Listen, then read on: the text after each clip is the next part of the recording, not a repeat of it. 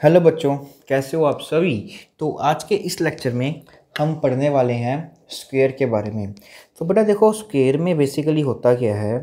हमने last lecture में एक रेक्टेंगल के बारे में पढ़ा था और रोम्बस के बारे में पढ़ा था।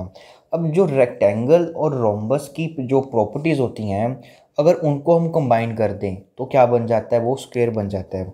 तो बेटा रेक्टेंगल में हमने ये पढ़ा था कि अगर पैरेललोग्राम है उसके सभी एंगल्स इक्वल हो जाएं तो रेक्टेंगल बन जाता है। अगर एक ऐसा पैरेललोग्राम जिसमें उसके सभी साइड्स इक्वल हो जाएं तो वो क्या बन जाता है, रोम्बस। तो स्क्वायर में हम इन दोनों को ऐड कर देंगे तो स्क्वायर में क्या होगा कि एक हमारे पास पैरेललोग्राम, स्क्वायर क्या होता है, पी, एक parallelogram with all sides equal and all angles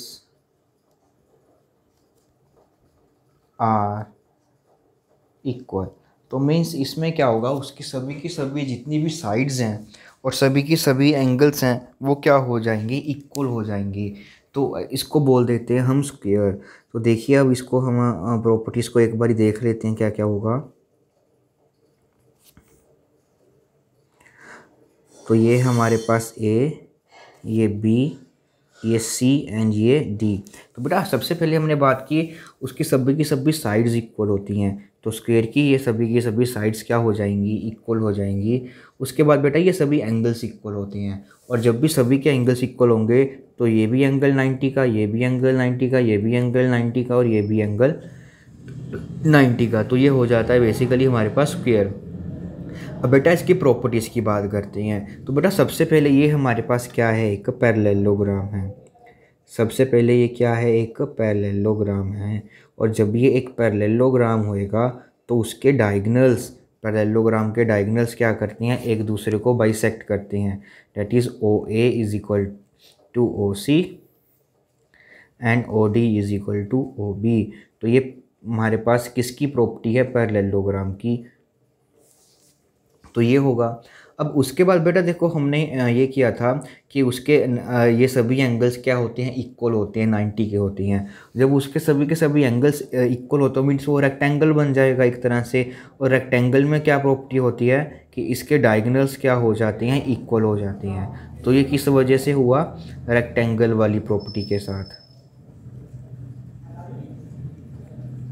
और बेटा उसके बाद ये इसके सभी के सभी साइड्स इक्वल हो जाती हैं, तो उसके कारण क्या हुआ कि जो ये एंगल है वो क्या हो जाएगा, 90 का हो जाएगा। तो यहाँ से हम ये बोल सकते हैं कि जो ये एंगल है हमारे पास डी ओ सी वो क्या होगा, 90 डिग्री का। और ये किस वजह से हुआ, उसकी रोम्बस वाली प्रॉपर्टी के साथ।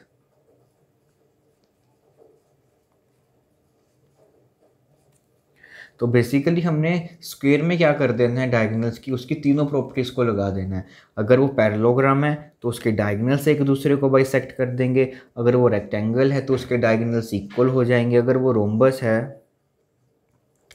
तो उसके जो डायगोनल्स हैं हमारे पास वो 90 पे कट कर देंगे। तो ये बन जाता है बेटा हमारे पास स्क्वायर की कुछ स्पेशल प्रॉपर्टीज़ बन जाती हैं। अब बात ये आती है